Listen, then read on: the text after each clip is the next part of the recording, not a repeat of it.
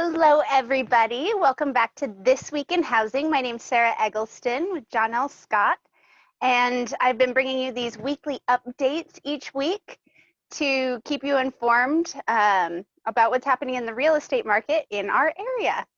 So I'll go ahead and jump right into it. Oh, and first off, I know it's going to be one of my first slides, but I'm really excited to be wearing my Seahawks stuff. Happy Blue Friday. So exciting. It's going to be a much different year for the Seahawks, I'm sure, but and there we go. So, as I said, this is This Week in Housing. And happy Blue Friday! So this Sunday, the Seahawks take on Atlanta. So I'm excited. I'm going to be watching on my TV. I hope you're watching on yours. It's going to be an interesting year, and I'm really excited to see how they pull off game day. Honestly, it's going to be fun and different, and hopefully they're able to make it engaging for their audience. So we'll jump off with this came out last weekend. Western Washington home prices hit new record highs. So the King County median King County home sold price. Wow, I promise I can talk.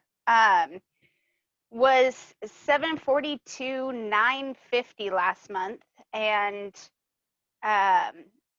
this is the second month in a row where we've hit a record median home sale price for King County. The month before was $727,500. So this was actually a really interesting article. I recommend you do go check it out if you have a moment and are interested. So new listings, which cratered after coronavirus lockdown measures began in March, had been steadily rising through the summer, easing some of the pressures on price. August saw the trend reverse. So across 23 Western Washington counties that are included in the MLS, there were 529 fewer homes than this time last year. So we're still at a lack of inventory. I feel like that's the broken record from week to week, is there's a lack of inventory out there, and demand, you can see buyers are really excited to take advantage of those low interest rates and leave possibly closer quarters like apartments or condos that have, entrances that are close to each other. And the more people that are allowed to work from home, the more people I think we'll see flock away from the city in favor of more land, bigger house, more square footage, a little more room to stretch out, maybe have that separate office space. So I think we will continue to see that. But August home sales in King County, this is compared to last year. So the dark purples this year, light purples last year. And almost every region, we have seen an increase in the number of homes for sale compared to last year. I'm sorry. Yes. So, but in Southwest King County, we did not see that. We saw it go down a little bit. But for home price activity, a year ago, King County was at $670 for their median sales price, and now they're at $742,950, so almost $743. So that's a pretty big jump for a single year. And all four of our area Puget Sound counties have seen an increase in home values since a year ago. So last week we talked about how mortgage rates were remaining pretty steady. But this week, mortgage rates fall again to 2.86 from 2.93 last week.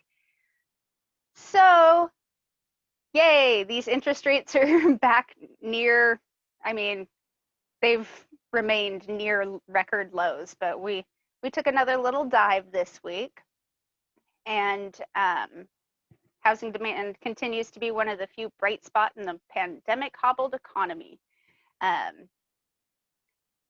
And for area market activity for residential, and this is breaking apart residential and condos. So the one difference that you can see is the condo new listings. This is higher than the listings pended. That is not the case for residential. We're going pending faster than they're coming on the market, pretty consistently on the residential. Condos just slightly slower. And if we combine those two together, see we had just about 1,000 new listings in the last 7 days, 1,174 pending, and 773 sold. Plotting that on the graph, I did think it was kind of interesting to see the drop in pendings this past week. I'm a little bit curious as to what's causing that, because from my personal experience, what's going on in the market right now is so insane. I've been working down in North Pierce County a little bit more in the past month or so, and Spanaway, Puyallup is just so many of the homes down there just pending that first weekend, like the majority of them. And we went into a multiple offer situation about a week ago, and the listing agent wouldn't tell us how many offers he had received, but I definitely know that we weren't in the top 5, and we went 13,000 above asking. It's just a crazy market out there, so I'm a little surprised to see pendings going down compared to the week before. But new listings for our area, you can see that we are this is for the Northwest King County, so Western Washington, and we are ahead of where we were last year on new listings. Pending listings, we're ahead of where we were last year on that as well. And for solds, we're kind of just flirting with that line. This past week, we are beating out last year, but the week before we didn't. So it's kind of, the two lines are flirting with each other. So this is showing time lockbox information for North America. And so this is the nation as a whole. You can see we are above where we were last year on showings by quite a bit. Right, this time last year, showings were kind of starting to trail off, and we're remaining pretty strong this year. And this blip from a couple weeks ago was when Showing Time's computer program went down. The website went down and people couldn't use it. So that data got really skewed, but you can definitely tell that we are remaining strong, especially compared to last year. And if we bring that a little local, this is for the Northwest MLS, so Western Washington. We are down on showings from last week, just a little bit. And that's the second week showings have decreased. But compared to last year, we're kind of right about the same. A few more showings this week than this week last year. All right, so layoffs in Washington increased by, oh, did I miss a slide? Oh, must be in the opposite order. So layoffs increased by 7% in Washington.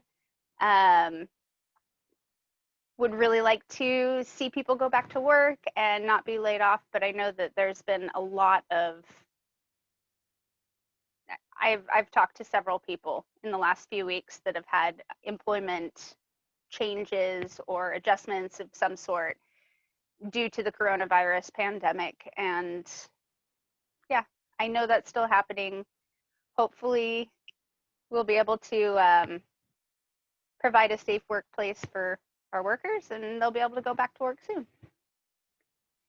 And you see we were in the orange. Last week we were gray, so we didn't have much change from the week before, but now we have increased the amount of layoffs that our state is seeing, unfortunately. So thank you so much for watching. If you have any questions, please feel free to reach out. I'm here for you. Don't forget to like or subscribe, whatever platform you're watching this on, whether it's Facebook Live right now with me live, or YouTube, my website, IGTV, any of those. Make sure to like and subscribe so you get to see these updates in the future. And if you know anybody that might be interested in seeing this information, I encourage you to share this video with them. And thank you so much. I appreciate you joining me. I will be here next week again, Friday at 3 for This Week in Housing. All right, have a fantastic week. Stay inside and don't breathe the smoke. It's going to get a little worse over the next couple days smoke-wise. So stay safe, be smart, and I will see you again next Friday. Thank you so much. Have a great day.